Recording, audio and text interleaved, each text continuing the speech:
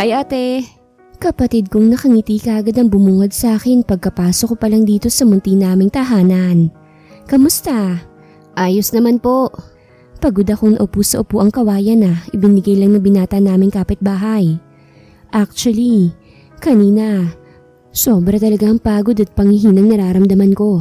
Pero nabawasan naman yun na makita kong ngiti ng kapatid ko. Dalawa na lang kaming magkasama sa buhay. Sabay kasing pumanaw ang magulang namin dahil sa sakit na COVID. Noong una, sobrang hirap. Pero sa kapatid ko ako humuhugot ng lakas, kaya pinipilit kong kayanin. May mga kamag-anak naman kami pero syempre, nakakahiya pa rin kung sa kanila pa kami sisiksik. Mukhang pagod ka ate ah. Wait, ikukuha kita ng juice. Masigla siyang nagtungo sa kusina. Naiwan naman akong nagtataka. Saan naman yun kumuha ng pambili ng juice? Ang mahal kaya ng juice ngayon. Saglit lang din ay bumalik na siya. Hawak ang juice at supot ng tinapay. Merienda na tayo ate. Saan to galing? Tanong ko na, ikinapawi ng ngiti niya. Kaagad din itong nag-iwas ng tingin. Brando, tinatanong kita. Tsaka nga pala di ba alas 5 pang uwi mo? Bakit nandito ka na? This time ay hindi ko napigilan ng pagtaas ng boses ko. Kakamot-kamot sa ulong na pangiwi siya. Ate, kasi nag-absent ka na naman. Masama ako siyang tinignan. Brando naman. Sorry ate, umextra kasi ako sa ginagawang bahay dyan sa kanto. Sayang kasi, ang laki ng bayad. Ha? Hindi makapaniwalang tinignan ko siya. At kailan mo pa sinuway mga utos ko? Inis akong tumayo. Pagod na nga sa trabaho, ganito pa. Kaya nga ako nagtatrabaho para makapag-aral ka ng maayos. Tapos ngayon na-absent ka? At iyon ang idadahilan mo? Bakit? Kulang pa ba yung pinapabaon ko sa'yo? Magkakasunod naman siyang umiling. Hindi naman sa ganun ate. Gusto ko lang din makatulong. Nakikita ko kasi nahihirapan ka na. Kahit hindi mo naman sabihin eh. Ayoko maging pabigat. Lalo na't alam kong kaya ko namang magtrabaho na. Natitigilang tinignan ko siya. 18 anyos pa lang siya pero hindi halata. Dahil na rin sa matangkad at tindig ng katawan niya. Graduating na siya ng senior high. At isa pa yun sa dahilan kaya sinisipagan ko sa trabaho. Alam ko kasing magastos sa kolehiyo. Sinabi ko bang magtrabaho ka? Ang gusto ko mag-aral ka ng maayos, Brando. At kung gusto mo talaga akong matulungan, di magtapos ka ng pag-aaral at tumanap na magandang trabaho. Hindi naman ako matalino ate. Dapat nga ikaw ang nag-aaral. Sa ating dalawa ikaw ang sayang dahil ikaw ang matalino. Muli naman akong natigilan. Ilang beses na rin kasi namin yung napagtalunan. High school lang ang tinapos ko pero ayos na sa akin yun. Ang mahalaga ay mapagpatapos ko ang kapatid ko na walang hinihingi ang tulong ng iba. Wala sa talino yan, nasa diskarte yan. Nilapitan ko siya't marahang tinapik sa balikat. Basta wag ka na nga absent ulit ha. Sabihin mo kung kailangan mo ng pera gagawan ko ng paraan. Mahal kita ate. Napasinghap ako sa gulit nang bigla siyang magseryoso. Pagkuway dinaluhong ako ng yakap. At kahit nagtataka, ay masuyok pa rin yung tinugon. Kumain na nga tayo? Hinigit ko na siya paupo at nilantakan ng mga dala niya. Paminsan-minsan, pasimple ko siyang tinitignan. Hindi ko maiwasang kabahan. Para kasing may mali sa kanya. Masyado siyang seryoso ngayon. Pagkatapos namin maghapunan, ay nagpaalam din kagad si Brando at sinabing magbabasketball lang daw sila ng mga kaibigan niya. Kahit kinakabahan pa rin ay pinayagan ko pa rin siya. Wala namang dahilan para paghigpitan ko siya. Mabait at masipag ang kapatid ko. Kahit lalaki siya, marunong siya sa gawaing bahay. Kaya wala talaga akong reklamo sa kanya. Manang-mana talaga siya kay tatay. Umuwi ka rin ng alas 9 ah? Opo ate. Lumapit siya sa akin at mabilis akong hinalikan sa pisngi. Bago nagtatakbo palabas ng bahay. Naiwan naman akong naiiling. Pumasok na rin ako sa silid at saktong nagring ang phone ko. Nang tignan ko ay si Dana lang pala ang tumatawag. Nakairap akong naupo sa katre at sinagot ang tawag. Oh, ano na namang chismis mo? Bungad ko kagad. Magkasama lang kami sa trabaho kaya imposibleng tumawag siya dahil namimiss niya na ako. Tsaka, chismosa talagang isang to. Miss din kita, friend. Sarcastic ko niyang saad. Mahina naman akong natawa. Loka, ano ang sadya mo? Eh di syempre.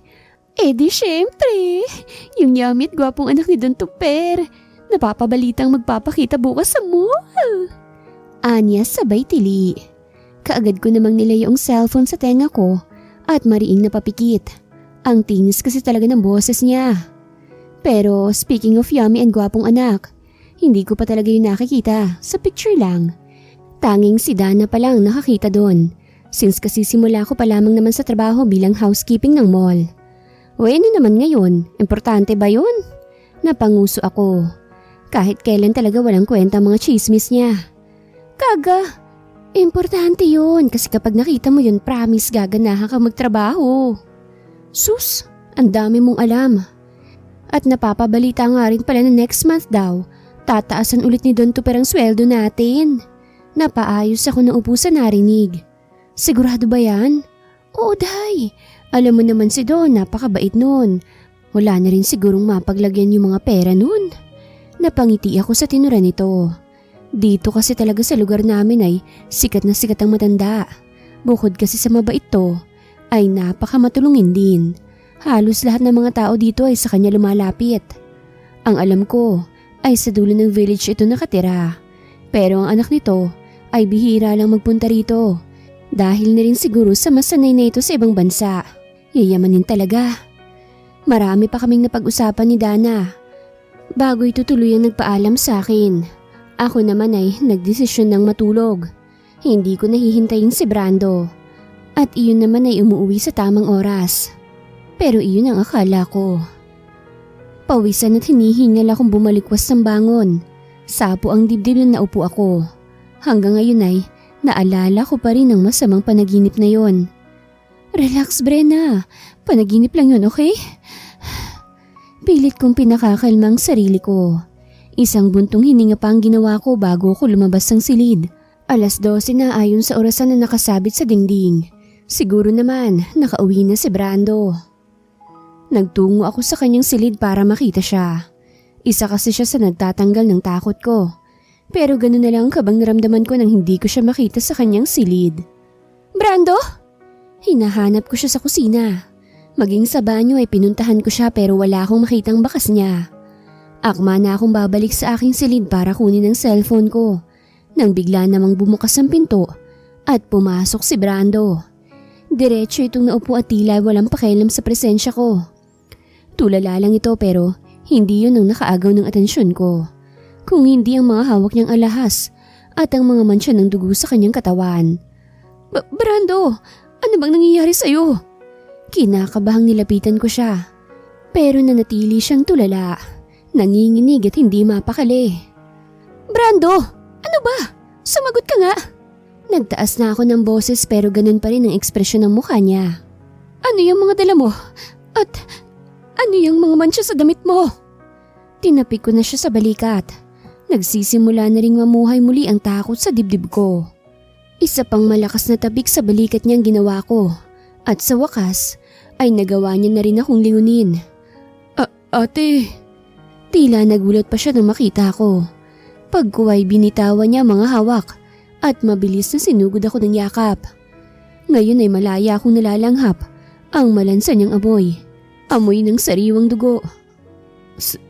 Sorry, ate. Hindi ko po sinasadya. Ramdam ko ang matinding panginginig ng katawan niya. Hindi ko po sinasadya. Ate. Magkakasunod siyang napailing at pumalahaw na rin ang iyak. Naguguluhan man sa mga nangyayari ay pinilit ko pa rin kumalma. Walang mangyayari kung parehas kaming nanginginig sa kaba. Ano bang nangyari kasi, bunso? Mahinahon kong tanong ng sa wakas ay maaya ko siyang maupo. Malikot ang mga matang muli siyang nabalisa. Patuloy pa rin siyang umiiyak. Tila may kinatatakutan. Basta, ate, kung ano man ang mangyari, mahal na mahal kita. Hindi na ako nakapalag nang muli niya akong yakapin. Kinakabahan at may kutob na ako sa mga nangyayari. Pero humihiling ako na sana mali ang nasa isip ko. Mabait ang kapatid ko. May tiwala ako sa kanya. Malapit nang sumapit ang umaga. Pero heto pa rin ako at nakatitig sa kapatid kong mahimbing na natutulog. Mabuti na lang at naaya ko siya rito sa aking silid. Balisa kasi talaga siya. Sa pilitan pa nga rin ang mapalitan ko ang suot niyang damit. Mapait akong napangiti. Mabait ang kapatid mo, Brenna. Hindi siya gagawa ng hindi mo ikatutuwa. Pangumbinsi ko sa aking sarili. Nagpasya na rin akong mahiga sa tabi niya at yakapin siya. Ingay mula sa kapitbahay ang nagpagising sa akin. Pupungas-pungas akong bumangon.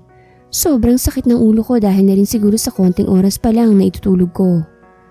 Ang antok kong nararamdaman ay tila bulang naglaho nang mapatingin sa bakanting higaan kung saan nakahiga kanina si Brando. Muli na naman tuloy akong kinabahan nang maalalang itsura niya kanina. Brando? Kaagad akong tumayo't lumabas ng silid. Pero tulad ng nangyari kagabi, wala rin akong makitang Brando dito sa loob ng bahay. Pagpunta ko sa kusina, ay isang puting papel ang nakita ko sa ibabaw ng lamesa. May kasama yung puting sobre. Nagtatakang nilapitan ko yun at kinuha. At halos manginig ang kamay ko nang makita kung anong nakasulat sa papel. Dear ate, sana kapag nalaman mo ang totoo matanggap mo pa rin ako bilang kapatid mo. Sorry kung sumaway na naman ako. Mahal na mahal kita ate. At huwag ka pong mag-alala dahil magkikita pa naman tayo. Hindi pa lang sa ngayon. Basta palagi mong iingatan saan ang sarili mo.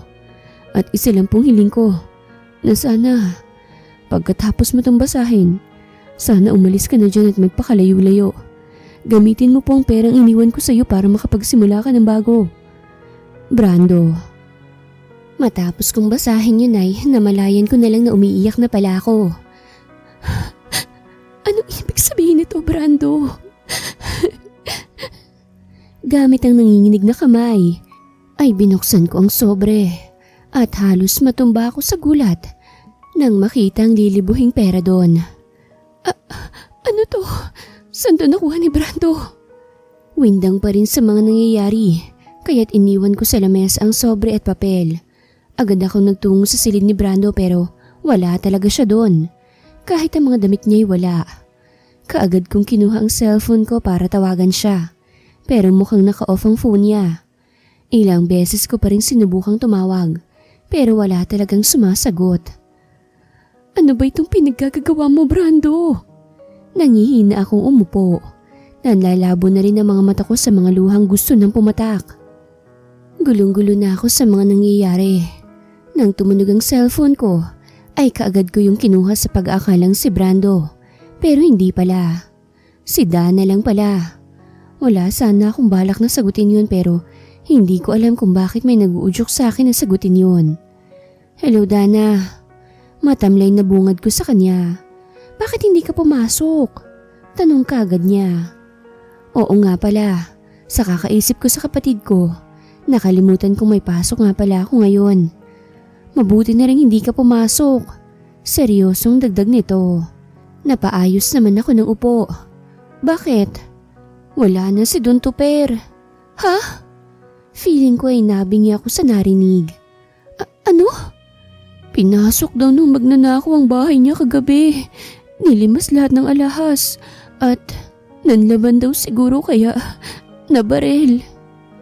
Rinig ko ang pagkabasag ng boses niya sa kabilang linya. Ako naman ay hindi makapaniwalang napatakip sa aking bibig. Paano? Hating gabi daw kagabi ginawa.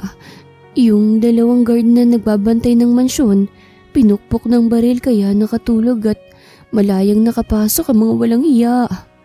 Pagpapatuloy nito at hindi ko alam kung bakit bigla kong naalala si Brando, ang mga dala nitong alahas at ang mga mantsa ng dugo sa katawan nito. Kinuha daw lahat ng alahas at pera. Tuluyan na akong naiyak sa narinig. Mariin akong napapailing. Hindi. Imposibleng magagawa yun ng kapatid ko. Nagkataon lang siguro pero bakit kasi may mga mantsa siya ng dugo kagabi?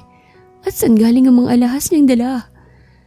Ang nakakainis pa, Brenna, maraming CCTV pero lahat naka-off. Halatang pinagplanuhan lahat. Patuloy siya sa pagsasalita sa kabilang linya, habang ako patuloy din sa pagtatanggol sa kapatid ko sa aking isipan. Pero asan ka nga ba kasi talaga, Brando? Buisit na mga magnanakaw yun. Sana mahuli sila. Doble sana yung bumalik sa kanila. Napakabait pa naman ni Don para danasin niya yun. Buong buhay nun walang ginawa kundi tumulong sa kapwa eh. Pero ganun lang ang sasapitin niya. Bakit siya pa? Pwede namang yun na lang mga masasamang tao, di ba? Bakit siya pa? Hindi ko na pinakinggan pa ang mga sasabihin niya dahil kaagad ko nang pinutol ang linya.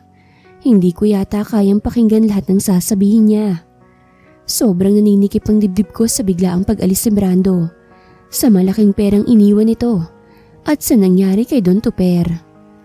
Pati ulo ko, feeling ko sasabog na. Kailangan kong makita si Brando. Kailangan naming mag-usap. Wala sa sariling tumayo ako at nagtungo sa aking silid. Saglit lang akong nag-ayos ng sarili bago nilinisan ang bahay. Hahanapin ko siya sa lahat ng lugar na pwede niyang puntahan. Sa labas, hanggang sa kanto, usap-usapan ang nangyari kay Don. Kalat sa TV maging sa radyo. Kahit ayaw ko mang pakinggan ng balita, ay hindi maiwasan. Kahit saan ako magpunta, ay ang balitang yun ang naririnig ko. Nasaan ka na ba, Brando? Pagod akong naupo dito sa karinderya malapit sa amin. Mag-aalas 6 na ng gabi pero nibakas niya. Hindi ko makita. Napapagod na rin ako magpauli-uli. Halos lahat ng lugar na madalas niyang puntahan ay pinuntahan ko na rin pero wala pa rin. Kaya naman nagpasya na lang akong umuwi. Kung hindi ko siya makikita rito, baka naman sa Maynila matagpuan ko na siya. Sa isipin yun ay kaagad akong bumalik sa bahay. At kahit nagugutom, ay mas pinili ko na lang na mag-impake. Kung nagtatago si Brando, hindi ko talaga siya matatagpuan. Siguradong nagpakalayo-layo na yun.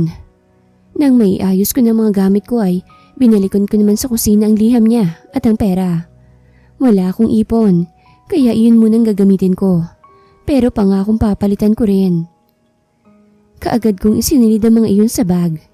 Palabas na ako ng kusina nang bigla namang pabalang na bumukas ang pintuan at pumasok ang 5 mga armadong lalaki. Kaagad nilang nilibot ng tingin ng paligid. At nang mapatingin sa gawi ko, ay natatakot na napaatras ako. Sino kayo? Tanong ko habang mahigpit na hawak ang bag kong dala. Ikaw ang kapatid ni Brando Santos? Asan siya? Galit na tanong ng tila leader ng mga ito. Hindi ko alam. May malaking kasalanan ng kapatid mo, miss. Kaya kung ako sa'yo, ilabas mo na siya. Nagtangkang lumapit ang mga ito sa akin, kaya naman natatakot na umatras ako. Hindi ko nga sabi alam eh. Singhal ko. Mariin akong tinitigan ng mga ito. Pagkuway, magkakasabay na napailing. Boss, wala raw rito. Saan ng lalaking malaki ang tiyan. At mula sa likuran nila, ay pumasok ang makisig na lalaki na merong nakakatakot na aura. Salubong ang kilay nito at itim na itim ang mga matang tumingin sa akin. Bahagyang nakaigting ang panga na tila nagpipigil ng galit. Brenna Santos, siguro naman nakikilala mo ko. Mariin akong napalunok habang nakatingala sa kanya. Masyado siyang matangkad at ang boses niya ay nakakapanginig ng laman. Damian Guzman? Halos pabulong kong saad. Hindi ako maaaring magkamali. Anak siya ni Don Tuper. Nakakatakot siyang umisi. I'm glad you know me. Anya, pagkuway muling bumalasik ang mukha. Now, tatanungin ulit kita. Nasaan ang kapatid mo? Hindi ko nga kasi sabi alam. Aray! Malakas akong napadaing nang haklitin niya ang braso ko. Ang ayoko sa lahat, yung mga taong nagsisinungaling. Halos tumama sa mukha ko ang mabangot mainit niyang hininga, habang lalo niyang hinihigpitan ang kapit sa aking braso. Pinatay ng kapatid mong aking ama, kaya dapat lang napagbayaran niyang ginawa niya. Ano? Naiiyak akong umiling. Kahit naiisip ko na yun kanina, ay hindi pa rin ako naniniwala. Hindi, hindi yun magagawa ng kapatid ko. Singhal ko sa kanila. Pagkuway naiinis na kumawala sa hawak niya. Pero bigo ako. Mas lalo lang humigpit at sumakit ang hawak niya sa akin. At bakit? Gaano mo kakilalang kapatid mo? Kriminal ang kapatid mo. Feeling ko, sinapian ako sa narinig. Hindi kriminal ang kapatid ko. Galit kong singhal at hindi ko alam kung saan ako nakakuha ng lakas ng loob para sampalin siya. Rinig sa apat na sulok ng bahay ang pagtama ng palad ko sa makinis niyang pisngi. Agad ding pumaling ang mukha niya. Rinig din ang pagsinghap ng mga tauhan niya sa kanyang likuran. Tila ba'y nagulat din sa aking ginawa. Nang muli siyang bumaling sa akin, ay takot akong napaatras dahil mas lalong dumalim ang aura niya na anumang oras ay kakainin ako ng buhay. Bahagyaring namumula ang pisngi niya. Ew! Mariin akong napapikit at handa na sa magiging ganti niya. Pero tanging paghipit lang uli sa braso ko ang ginawa niya. Nang magmulat ako ay halos mapaso ako sa mga titig niya. Kung hindi mo mahahanap ang kapatid mo, mas mabuti pang ikaw na lang magbabayad sa mga kasalanan ginawa niya. Anya, bago ko marahas na binitawan, dahilan para bumagsak ako sa sahig. Tinalikuran niya ako at hinarap ang kanyang mga tauhan. May sinenyas siya sa mga ito bago tuluyang lumabas. Dahil naman sa lakas ng pagkakabagsak ko, ay hindi kaagad ako nakatayo. Kaagad akong nilapitan ng mga ito. Sapilitang pinatayo at kinaladkad palabas ng bahay. Madilim na ang paligid at wala ni isang kapitbahay akong makita. Kaya malabong may tumulong sa akin ngayon. Saan niyo ako dadalhin? Nananatili silang tahimik. Sa hindi kalayuan ay kita kong 3 itim na kotseng nakatigil. Isa sa mga yun ang nilapitan namin. Binuksan ng isa sa kanilang pinto at sapilitan akong itinulak papasok sa loob ng kotse. Kaagad kong nayakap ang sarili ko nang maramdaman ang lamig ng paligid. Madilim dito sa loob ng kotse pero ramdam ko ang presensya ni Damien. Alam kong nasa gilid ko lang siya. Sa takot sa kanya ay nagsumiksik ako sa bintana at impit na nananalangin na sana wala silang gawing masama sa akin. Pero imposible. Kanina, ramdam kong matindi niyang galit. Alam ko na kung saan niya man ako dadalhin ay kapahamakan lang ang naghihintay sa akin. Asan ka ba kasi, bunso? Sana nandito ka para maipagtanggol mong sarili mo. Dahil sa pag-iisip ay hindi ko na malayang nakatulog na pala ako. Nagising na lang ako nang tumigil ang kotse. Maingay din ang pagbukas ng pinto sa gilid ko. At marahasan namang hinigit ni Damian ang braso ko. Hindi na lang ako umangal pa nang halos kaladkarin niya ako palayo sa kotse. Pasimple na lang akong nagmamasid sa paligid. Maraming malalaking puno sa paligid. Masukal, nagtataasan ng mga talahib. At ang mga tauhan niyang kasama kanina ay wala na ngayon. Tanging kaming nalang dalawang naglalakad ngayon. Tumigil kami sa harap ng malaking itim na gate. Hinigit niya ako palapit doon. May binigkas lang siyang salita at kaagad yung bumukas. At kahit natatakot ay hindi ko pa rin maiwasang huwag humanga. Iba talaga pag mayayaman. High-tech ang mga gamit. Malawak na bakuran ang bumungad sa amin. At ang malaking tudor ay kusa ding bumukas. Hila-hila niya pa rin akong papasok hanggang sa pag-akyat sa hagdan. Malawak ang pasilyo. Marami rin kaming nadadaan ng nakasaradong pintuan. Sa pinakadulo, sa itim na pintuan kami tumigil. Pwersahan niya lang yung binuksan at kaagad na sinalubong sa amin ang magulong silid. Maliwanag kaya kitang-kita ang tambak na gamit na halos lahat ay maalikabok. Aray! Impit akong napadaing nang basta niya na lang akong itulak. Tumama tuloy ang tuhod ko sa magaspang na sahig. Ikaw ang magdudusa sa ginawa ng kapatid mo, since ayaw mong ituro kung nasan siya. Galit pa rin ang tinig niya. Inis naman akong tumayot matapang na sinalubong ang mga tingin niya. Hindi yun magagawa ng kapatid ko. Kung meron mang masama rito, ikaw yun. Basta-basta ka nalang nagbibintang. Pagak siyang natawa. Sige nga, kung walang kasalanan ng kapatid mo, asan nga pala siya ngayon? Bakit bigla siyang nagtago? Nanunuri niya akong tinignan. Naiiling na nag-iwas naman ako ng tingin. Hindi ko alam. At saka wala naman kayong pruweba. Mabait ang kapatid ko. Kaya naniniwala akong hindi niya yun magagawa. Pruweba? Gusto mo ng pruweba? Parang baliw na napatangu-tangu siya. Humakbang siyang papalapit sa akin at hinaklit na naman ako sa braso. Hintayin mong magkaroon ako ng matibay na ebidensya, Brenna. Yun lang at tinalikuran niya na ako. Pero bago siya tuluyang lumabas, ay may binitawan pa siyang mga salita na lalong nagpahina sa akin. Ipanalangin mong hindi ko sana matagpuan ng kapatid mo. Dahil mas matindi pa ang gagawin ko sa kanya sa ginawa niya sa daddy ko. Hilam sa luha ang mga matang naupo ako sa maduming sahig at hinayaang lamunin ng antok. Kumakalamang sikmura at masakit ang buong katawan nang magising ako kinaumagahan. Mataas lang sikat ng araw. Ayon na rin sa liwanag na nagmumula sa bintana. Aray! Hindi ko maiwasang mapadaing habang pilit na bumabangon.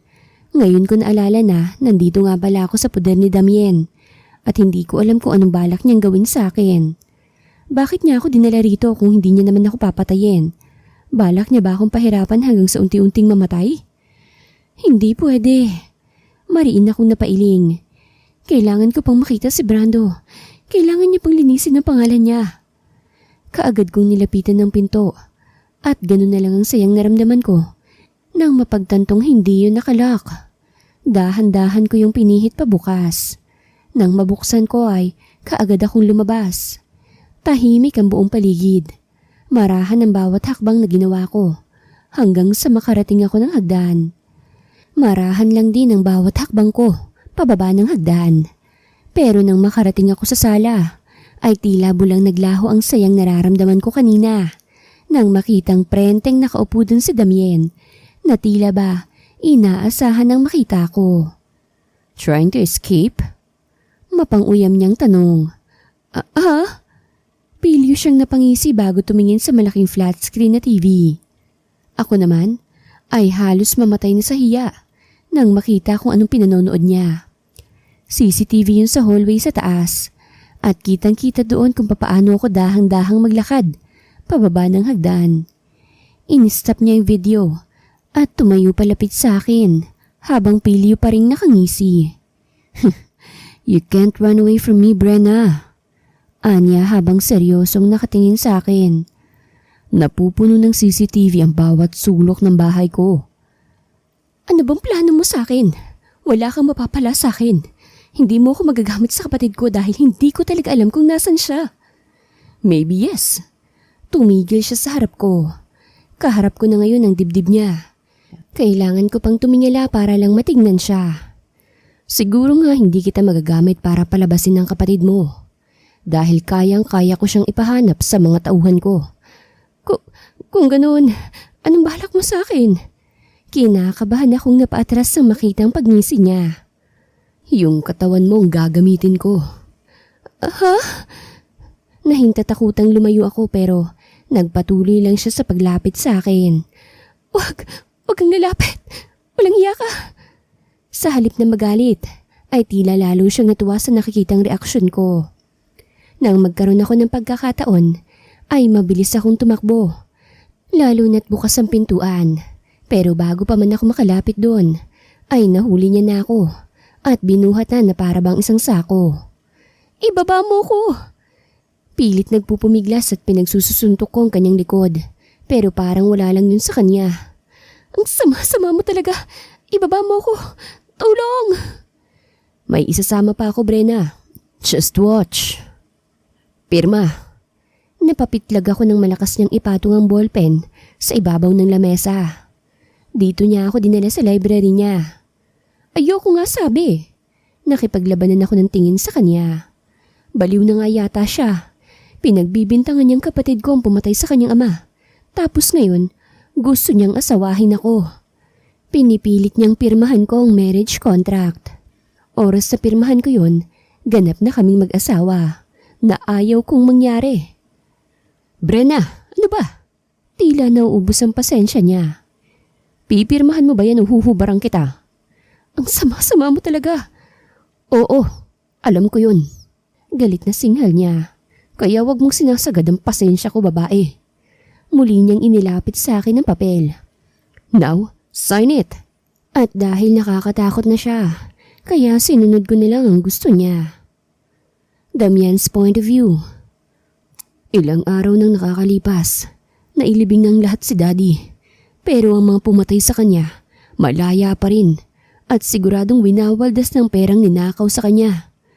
Nang araw na malaman kong nangyari kay Daddy, halos mapatay ko ang mga bodyguard niyang walang kwenta.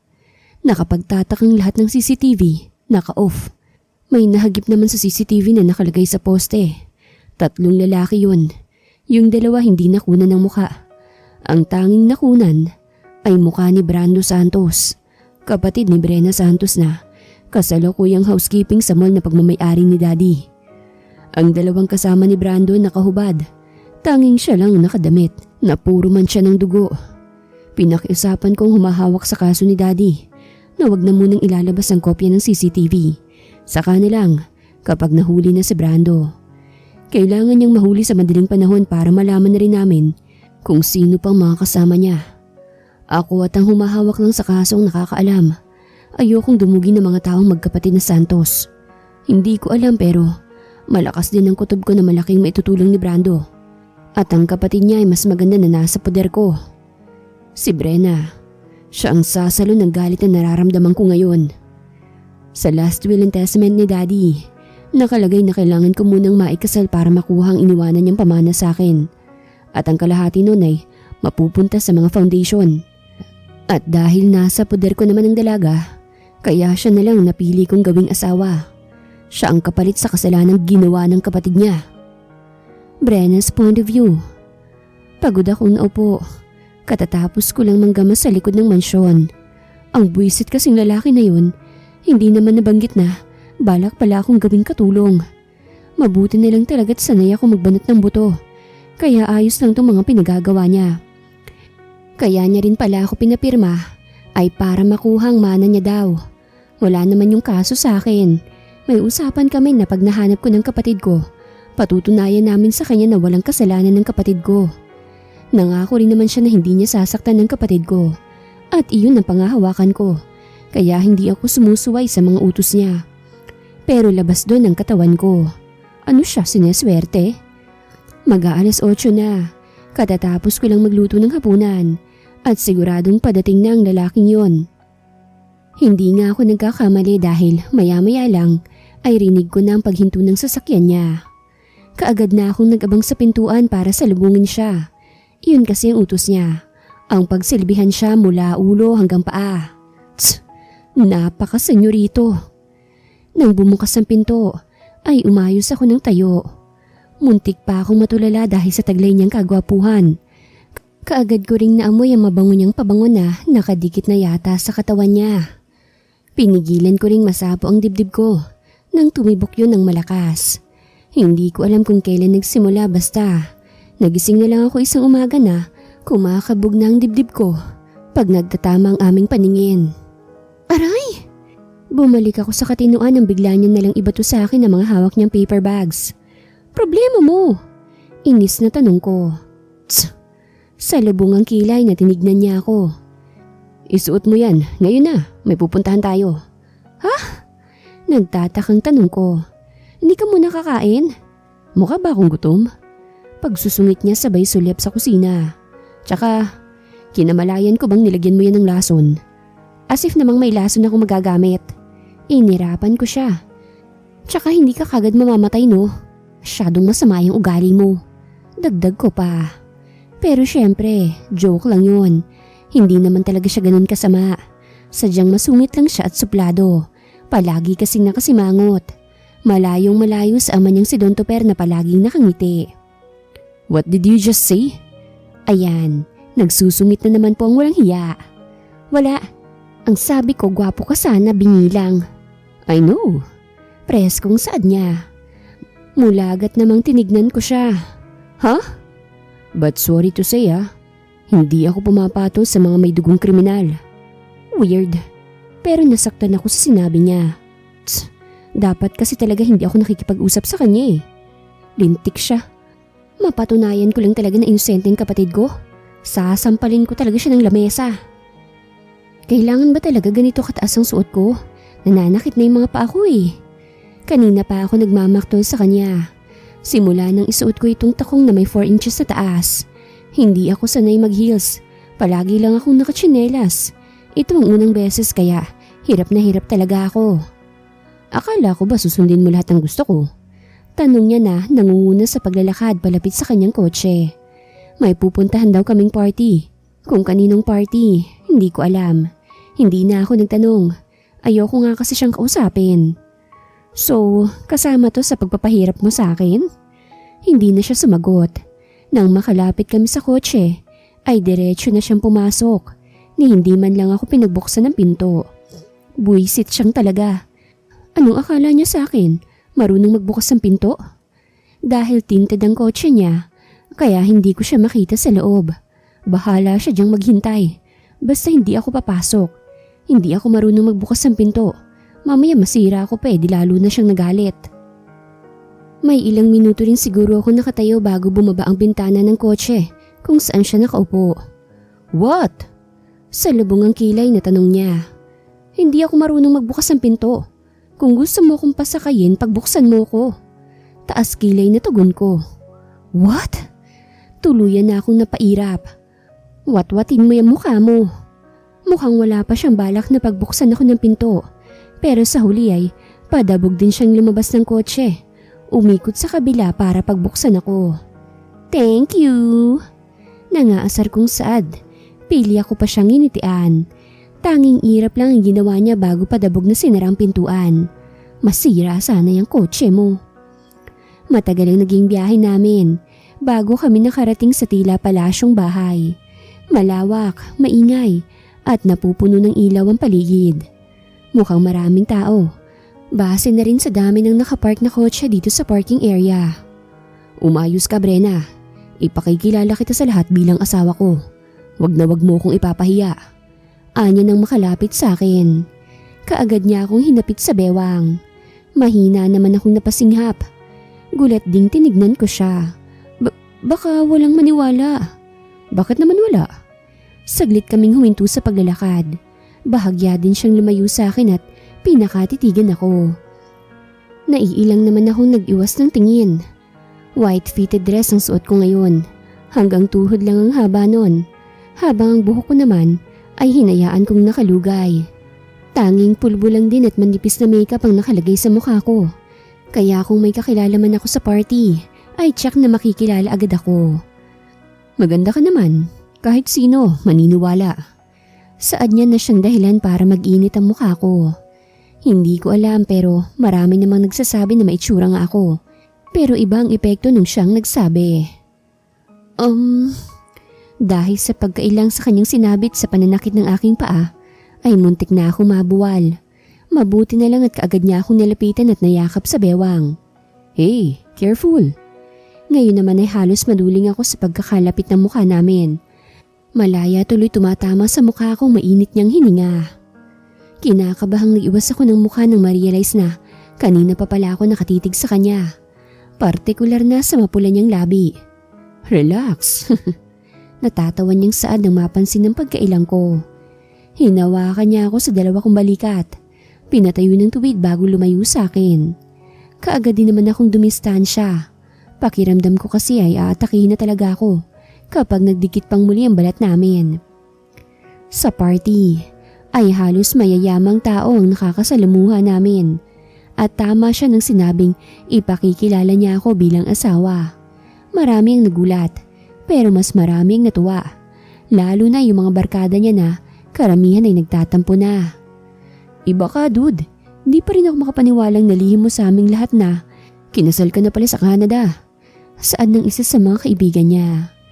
Kaya pala kahit anong gawing papansin sa'yo ng pinsan ko, hindi mo pinapatulan. Loyal husband ka naman pala eh.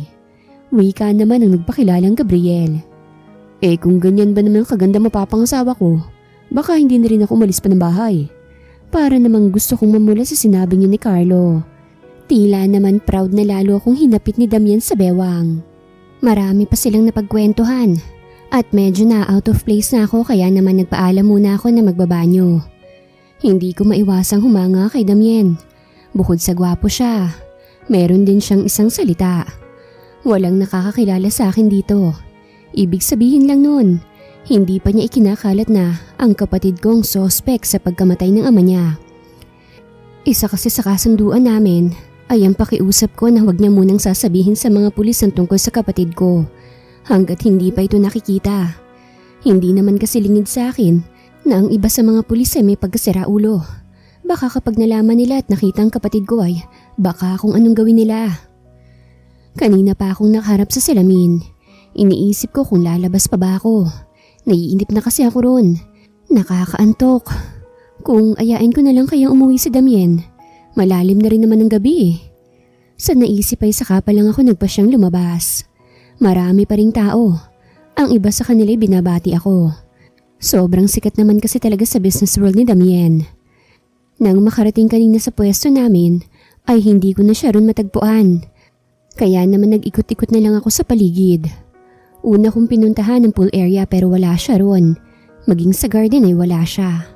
Masyadong malawak ang lugar kaya hindi ko alam kung saan ko pa siya susunod na hahanapin.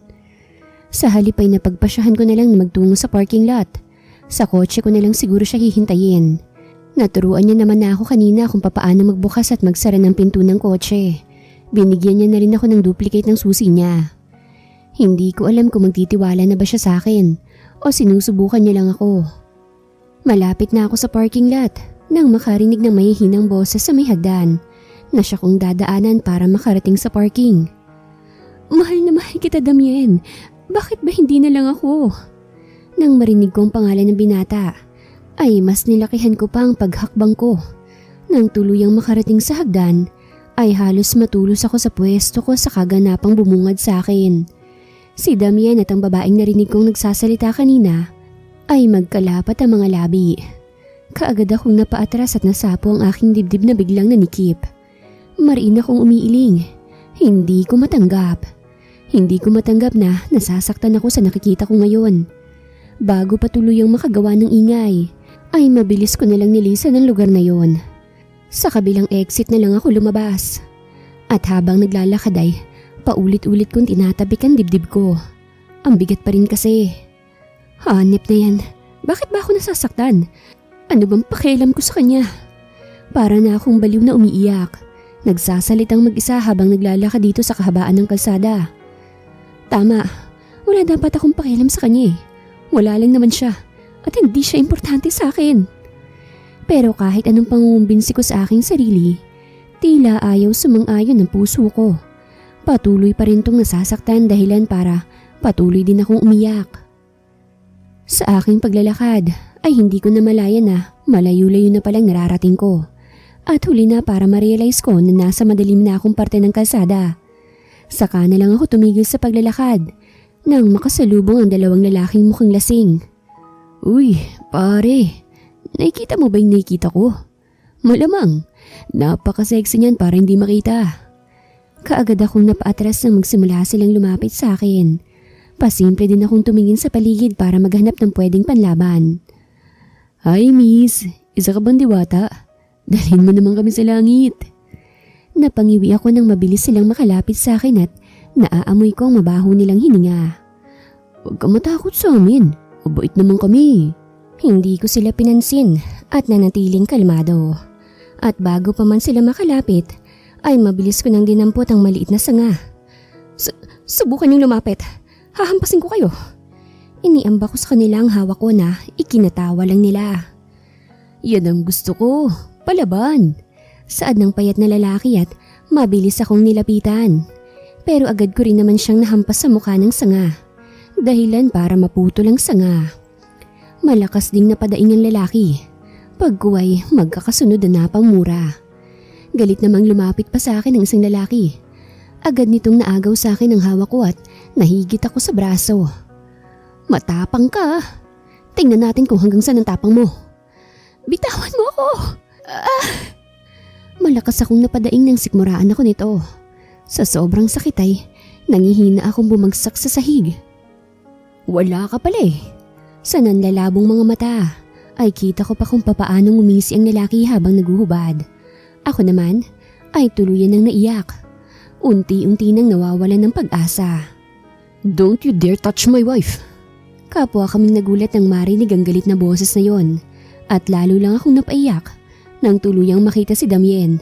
Madilim ang aura nito, lalo na nang makita ako. Wala na siyang sinayang na oras, kaagad niyang sinugod ang lalaki. Isang sapak lang ang ginawa niya, ay kaagad nang nawalan ng malay ang lalaki. Kahit nangihina, ay pinilit kong tumayo. Bala kong magpasalamat kay Damien. "Salamat." Hindi ko na nagawa pang ituloy ang sasabihin ko nang lapitan niya ako at mahigpit na yakapin. Malakas akong napasinghap at gulat na namilog ang aking mga mata. Hindi ko alam pero feeling ko, habang yakap niya ako, ay takot na takot siyang mawala ko. Pagkatapos niya akong yakapin, ay bigla naman akong binuhat na pangkasal. "Damien!" Hindi makapaniwalang tinignan ko siya, pero seryoso lang ang mukha niyang naglalakad, na hindi man lang ako binalingan ng tingin. Tahimik niya akong inalalayang makasakay sa kotse. Tila natatakot na masaktan ako. Pagko ay umikot siya sa kabila. Buong biyahe ay tahimik lang kami. Nagpapakiramdaman. Paminsan-minsan ay pasimple ko siyang tinitignan. Hindi ba siya galit? Tahimik lang siya habang nagmamaneho na para bang may malalim na iniisip. Hindi ko tuloy maiwasang magtaka. Diba dapat ay pagalitan niya ako kasi obvious naman na tinangka akong tumakas. Pero yun nga, minalas pa rin. Teka, yung kanina, habang yakap niya ako, ramdam kong matindi niyang pag-aalala sa akin. Pero kaagad din akong napailing. Baka guilty lang siya dahil nakikipaghalikan pa siya sa iba, samantalang ipinagkakalat niya ng asawa niya ako. Nang makarating sa bahay ay nagtangka pa siyang bubuhatin ulit ako. Pero kaagad ko na siyang pinigilan. Ayos na ako. Hindi na siya umimik. Sa halip ay tinitigan lang ako. Naiilang naman akong nag-iwas ng tingin. "Fine." Anya, bago ako tinalikuran at nauna na sa pagpasok ng bahay. May sayad talaga. Ang bilis kausap, di man lang ako pinilit. Nagtatakang tiningnan ko siya nang makitang pumasok siya sa aking silid. Bakit? Mariin niya akong tinitigan na nagpatigil sa aking pagsasalita. "Dito ako matutulog." "Ha?" Halos malaglag ang pangako sa narinig. Dumiretso siya sa sofa at parang haring naupo ron bago ko muling tinignan. "Babantayan kita. Baka maisipan mo na namang tumakas." Hindi kaagad ako nakaimik. Akala ko hindi siya galit. Naiilang na lang na sinarhan ko ang pinto at nagtungo sa kama. Hindi na ako magpapalit ng damit. Masakit pa rin ang sikmura ko at gusto ko na lang magpahinga.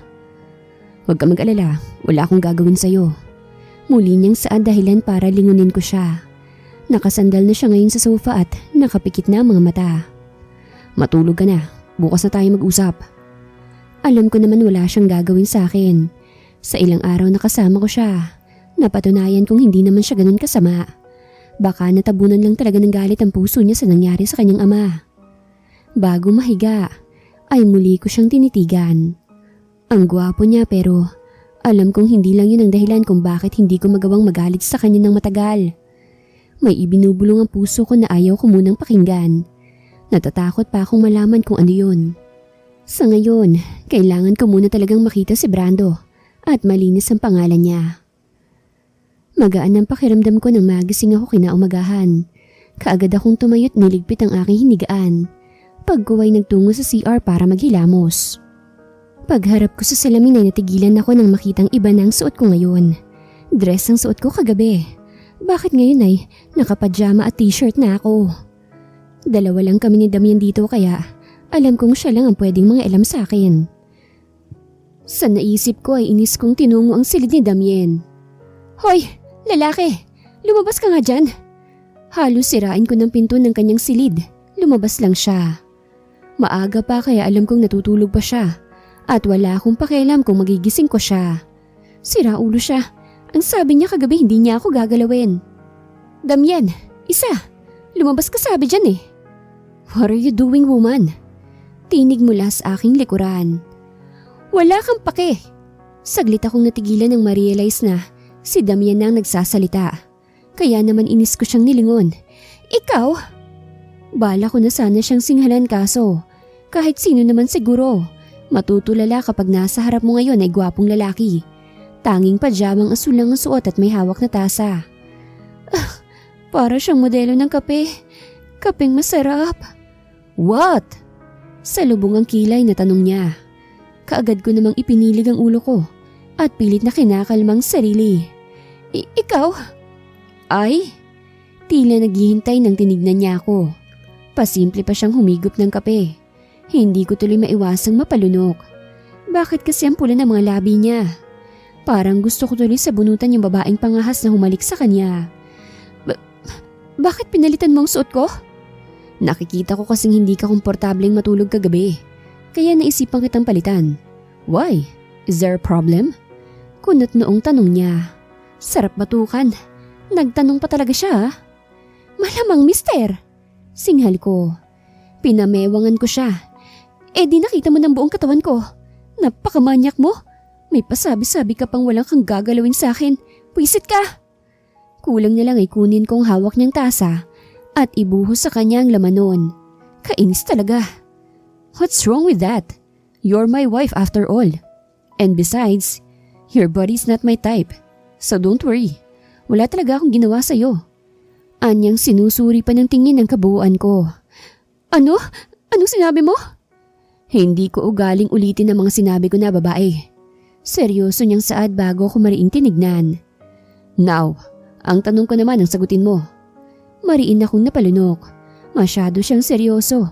Nakakakaba. Bakit ka tumakas? Akala ko ba may usapan tayo?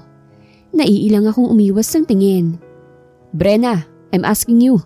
Tss. Nakita kasi kitang nakikipaghalikan. Masama ako siyang tinignan. So? Bahagyang tumikwas ang kilay niya. Anong so? Di ka man lang ba magsusorry? Hindi makapaniwalang tinignan ko siya. Why should I? And kaya ka tumakas dahil doon. Why? Nagsiselos ka ba?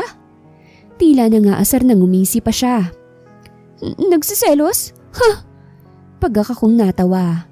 Bakit naman ako magseselos? Bakit nga ba? Kung pwede rin naman natin yung gawin. Sira ulo ka talaga no? Kung sapakin kaya kita. Tuluyan na siyang napahagalpak ng tawa. Ako naman ay halos mamula na sa galit. Talaga bang tinatawanan niya lang ako? Seryoso ako, Damien. Pinakilala mo na akong asawa mo sa lahat tapos bigla kang makikipaghalikan sa iba. Kung may ibang nakakita sa inyo, ano na lang ang iisipin ng mga tao? Naputol ang aking pagbubunganga nang bigla niya na lang akong halikan sa labi. Isang mabilis na halik lang yun pero halos magimbal ang buo kong pagkatao.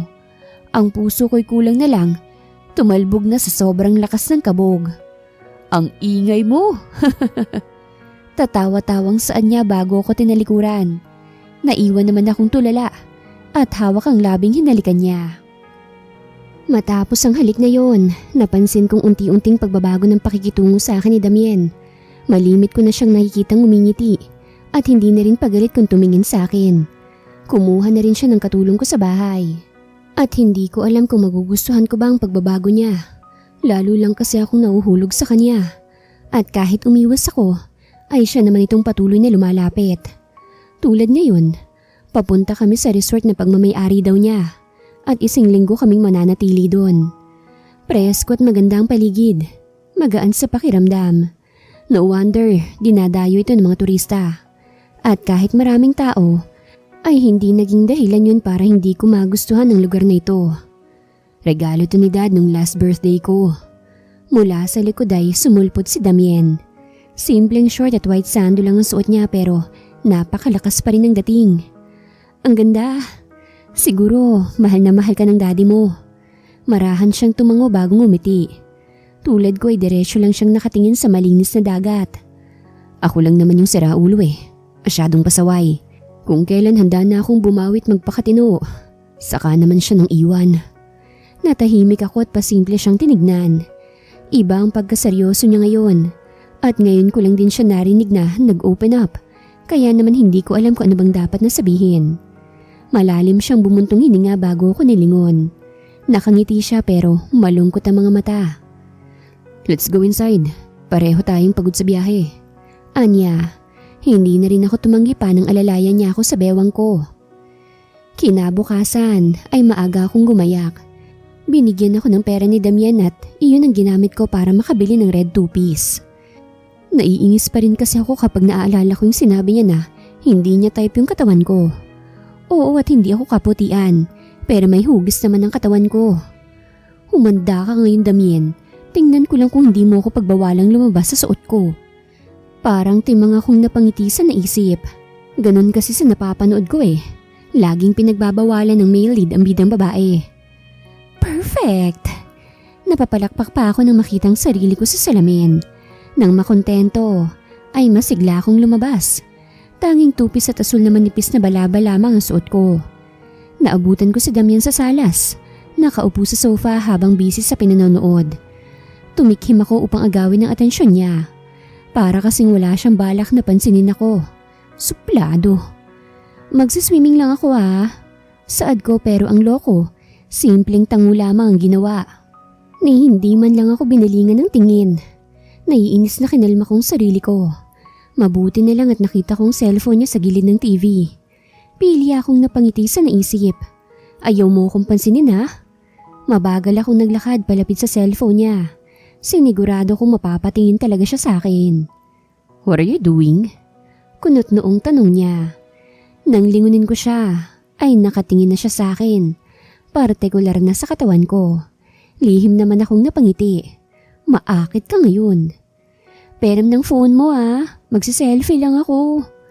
Kita kong mariin niyang paglunok bago nag-iwas ng tingin. Okay.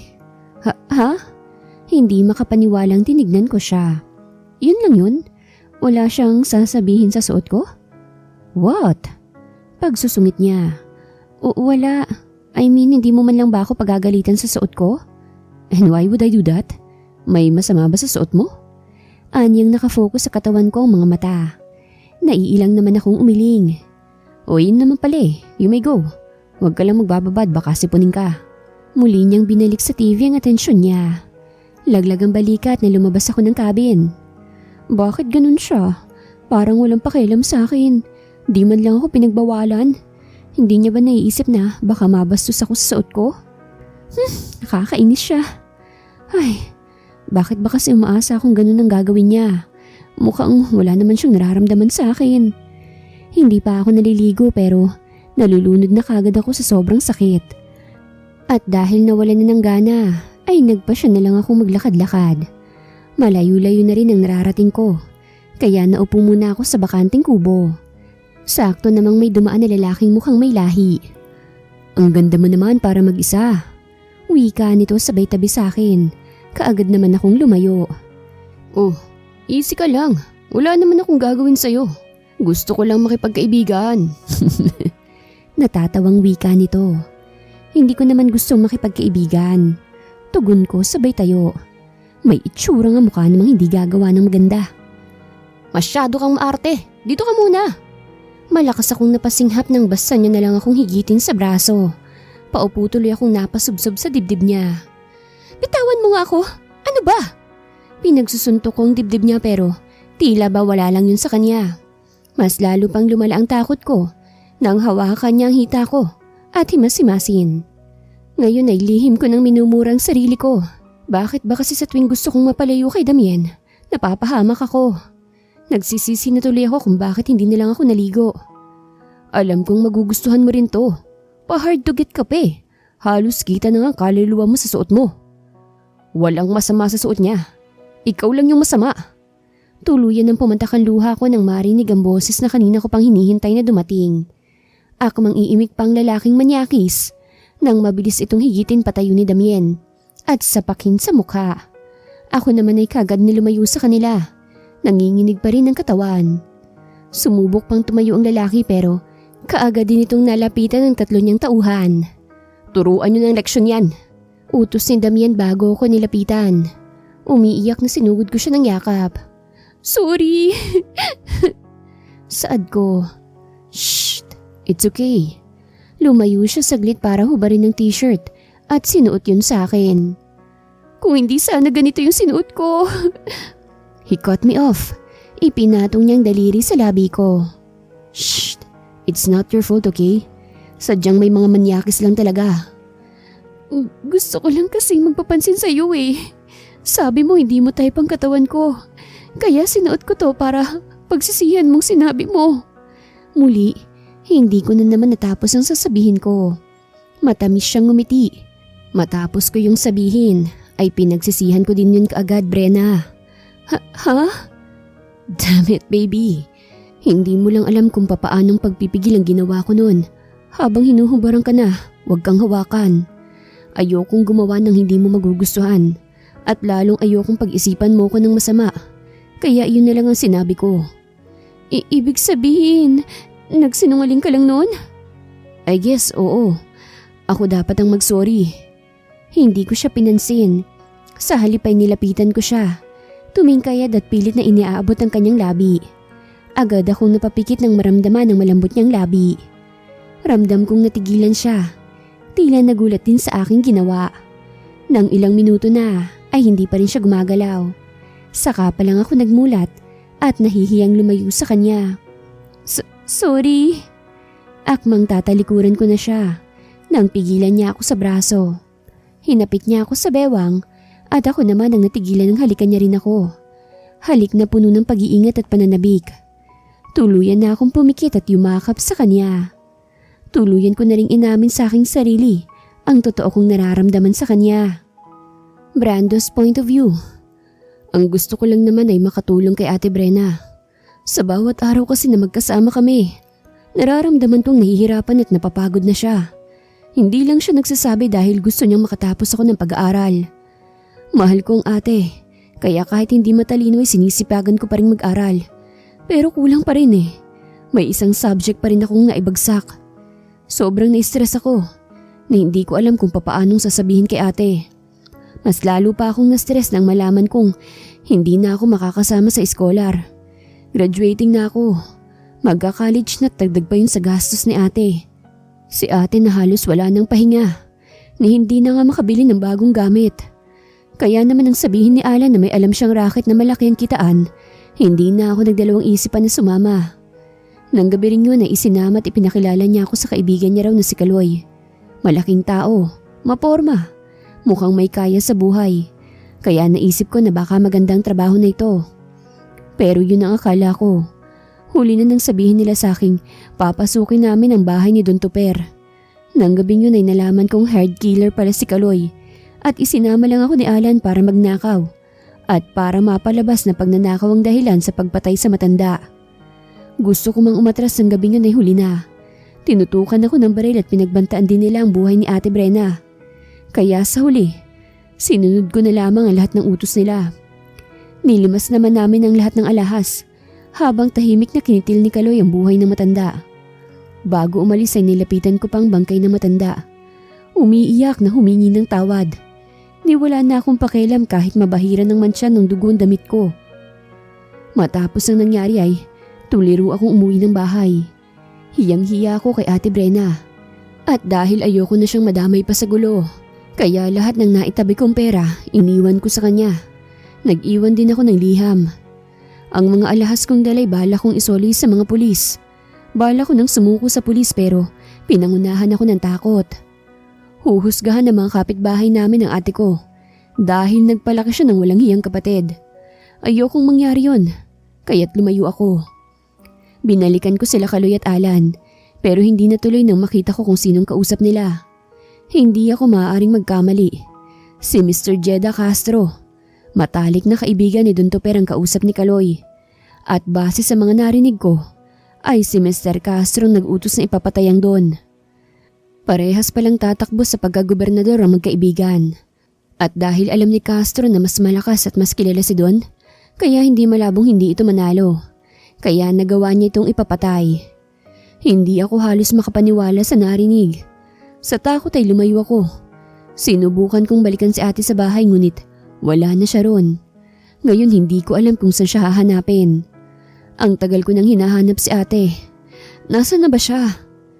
Sa paghahanap ay umabot na ako sa Mabuhay Resort. At doon ay nagkasalubong ang landas namin ni Damian Guzman, ang anak ni Don Toper. Sino mag-aakala sa tagal kitang pinapahanap? Nandito ka lang pala nagtatago sa resort ko? Madilim ang aurang tanong niya. Nagulat man sa narinig ay kinalma ko pa rin ang sarili ko. Matalinong taong kaharap ko. Siguro naman ay marunong din siyang makinig. Damian Guzman. Umayos ako ng tayo at matapang na sinalubong ang tingin niya. Alam kong alam mong hindi akong pumatay sa ama mo. Kaya bakit akong pinapahanap mo? May utak ka naman siguro para malaman ang sagot sa tanong mo, di ba?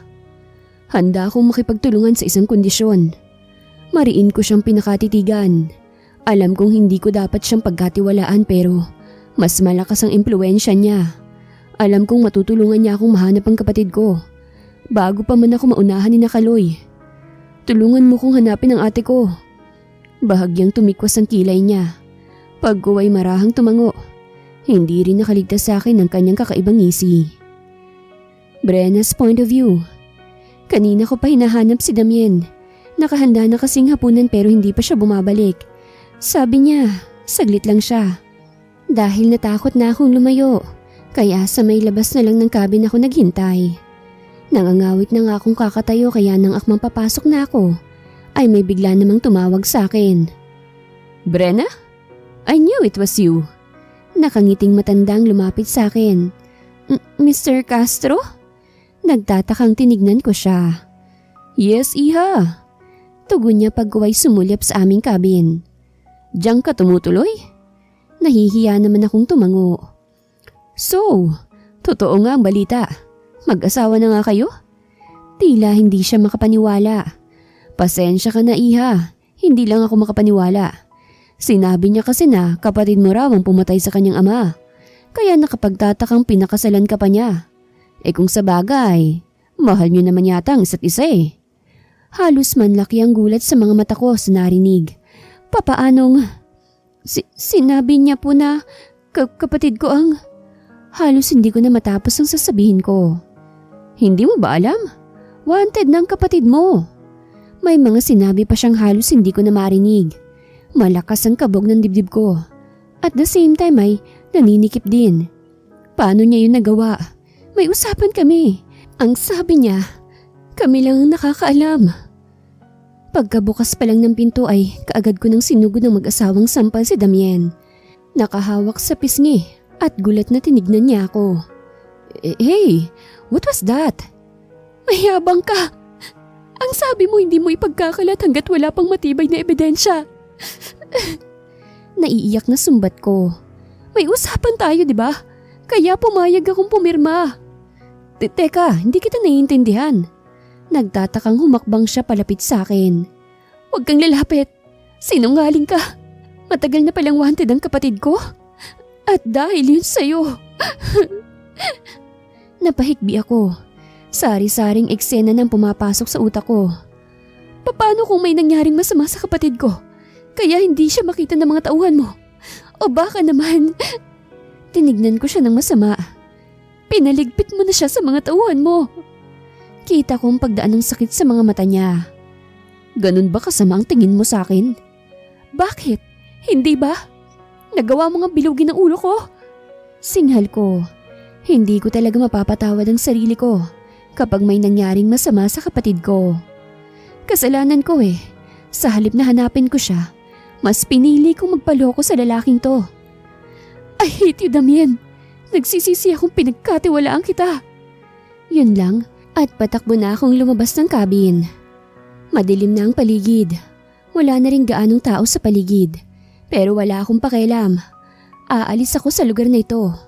Kinapa ko ang cellphone ko sa bulsa ng pajama kong suot. Ngayon ko lang naalala na binigyan nga pala ako ng bagong cellphone ni Damien. Nagtipa ako ng number ni Miss Castro. Binigyan niya yun sa akin kanina. Nag-insist siya na tawagan ko lang daw siya kapag kailangan ko ng tulong. Hello, Iha. Nasaan ka? Pinigilan kong mapaiyak habang sinasabi sa matanda kong nasan ako. Listen to me, Iha. May ite-text ako sa iyong address. Pumunta ka ron. Doon natin pag-usapan ang problema mo. Mapait akong napangiti. Salamat po. Sa aking paglalakad ay hindi ko inaasahang makakasalubong ko ang taong matagal ko nang hinahanap. Ate, saglit akong natigilan. Brando! Hindi makapaniwalang tinignan ko siya. Ate! Brando! Patakbo ko siyang sinalubong ng mahigpit na yakap. Ligtas ka, bunso! Sorry ate, patawarin mo ko. Kapwa na kami hilam sa luha ang mga mata. Magkakasunod akong napailing. Hindi galit si ate, Brando. Kung may makakakita man sa amin ngayon ay iisipin na baliw kami. Dahil parehas kaming umiiyak sa gitna ng madilim na kalsada. Pero wala akong pakialam. Ang mahalaga sa akin ngayon ay nakita ko ng kapatid ko. Saan ka pala pupunta ate? Maya-maya'y tanong niya. At ngayon ko lang uli naalala na tinakbuhan ko nga pala si Damien. Kailangan na nating umalis dito, Brando. Baka maabutan pa tayo ng mga tauhan ni Damien.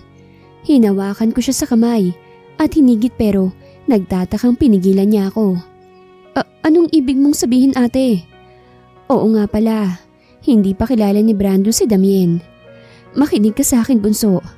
Hinawakan ko siya sa dalawang balikat at mariing pinakatitigan. Pupunta tayo ngayon kay Mr. Castro. Matutulungan niya tayo. Ano? Hindi ko na siya nagawa pang sagutin nang may biglang humintong dalawang itim na van at lumabas sa mga armadong lalaki mula ron. Nang makita nila kami, ay agad nila kaming nilapitan. Natatakot namang hinawakan ko ang kapatid ko. Huwag kang matakot ate, hindi tayo pababayaan ni Damien. Natulala na lang ako sa sinabi niya. Hanggang sa sapilitan kaming ipasok sa van ay hindi na muli pang umimik si Brando. Kahit man laban ay hindi niya ginawa. Nakapagtatakang tila kampante lang siya. Sa madilim na abandonadong gusali kami dinala. Doon ay naghihintay sa amin ng mga armado pang lalaki, kasama si Mr. Castro. Isang malaking lalaki at si Alan na kapitbahay namin at kaibigan ni Brando. Mr. Castro, ano hong ibig sabihin nito? Nahihintatakutang tanong ko habang pasimpleng sinusuyod ng tingin ng paligid. Tol, kamusta? Kung hindi ka lang sana nagmatigas, wala tayo ngayon dito. Maangas na wika ni Alan. Sa halip na umimikay, nangaasar nang inisihan lang siya ni Brando. Ngayon ko lang pala napansin na parang ang laki na ipinagbago ng kapatid ko. Nagkaroon siya ng bigote at tila ay nagmatured. Hindi ko tuloy maiwasang mahabag sa kanya. Napakayabang mo pa rin. Akma siyang susugurin ni Alan nang pigilan ito ng katabing lalaki. Boss, kung ililigpitan natin ang mga yan, pwede bang tikman ko muna yung asawa ni Guzman? Halos magtayuan ang lahat ng balahibo ko sa katawan sa sinabing yun ng lalaki. Matapang naman na itinago ako ni Brando sa kanyang likod. Huwag niyong gagalawin ng ate ko. Kaloy, akong may atraso. Akong harapin niyo. Magkakasabay naman silang natawa. Masyado kang matapang bata. Sa wakas ay umimik din si Castro. Sayang nga lang at hindi natin yan mapapakinabangan. Masyado ka kasing matigas. Kung tinanggap mo lang ang alok ko na manahimik, di sana nasa Canada na kayo ngayon ng ate mo at nagpapakasarap. Humakbang ang mga ito palapit sa amin. Natatakot namang humigpit ang kapit ko sa kamay ni Brando. Gusto kong pagalitan ng sarili ko. Ako yung ate pero ako pa yung mas takot. Huwag niyo kaming igaya sa inyo, mga ganid sa pera. Kaya kahit pumatay handang gawin. Matapang na singhal ng kapatid ko. Tila naman hindi yun nagustuhan ni Kaloy. Kaya walang pasabing sinuntok niya si Brando. Dahilan para matumbay ito sa sahig. Nag-alala namang nilapitan ko siya. Brando! Pero hindi ko pa man siya tuluyang natutulungan. Ay marahas na akong hinigit sa braso ni Kaloy. Bitawan yung ate ko! Sinubukan pa akong lapitan ni Brando pero pinagtulungan lang siyang hawakan ng mga tauhan ni Castro. Huwag kang mag-alala bata. Ikaw ang uunahin namin bago ang ate mo. Wika ni Castro bago ikinasa ang hawak na baril. Nahihintatakutan naman akong napailing. Wag maawa kayo. Sinubukan kong kumawala pero sadyang mahina ako. Pasensya na. Kailangan niya nang mawala para wala ng testigo pa. Itaas niyo mga kamay niyo. Walang kikilos sa masama. Napapalibutan na namin kayo. Lahat kami natigilan ng marinig yun. Naalinti ka na. Kaagad kaming nilapitan ni Castro. Hinigit niya ako kay Kaloy bago ako tintukan ng baril. Magkakasabay na pumasok ang mga pulis habang ako ay ginawang hostage ni Castro. Ate! Nagtangkang lumapit sa amin si Brando, pero lalo lang idiniin ni Castro ang baril sa aking sentido. Sige, lumapit kayo. Pasasabugin kong ulo ng babaeng to. Ramdam kong panginginig ng matanda. Tila natatakot din siyang mahuli. Nadakip na kasi ang mga tauhan niya at sina Kaloy at Alan. Siya na lang natitira. Humakbang siya palayo habang hawak pa rin ako. Pero ang lahat ay natigilan sa biglang pag-alingaw-ngaw ng putok ng baril. Kasunod nun, ang unti-unting pagbagsak ni Mr. Castro. Nahintatakutan naman akong umupo at nagtakip ng tenga. Kaagad naman akong nilapitan ni Brando at mahigpit na niyakap. Tapos na ate, tuluyan na akong naiyak sa sinabi niya. Walang nakakaalam na nasa likuran na pala namin si Damien. Humahanap lang ng tamang tiyempo. At nang magkaroon ng pagkakataon ay walang pag-aalinlangan niyang binaril sa ulong matanda. Patas na tayo, Castro. Rinig kong saad ng binata habang walang emosyong nakatingin sa bangkay ng matanda.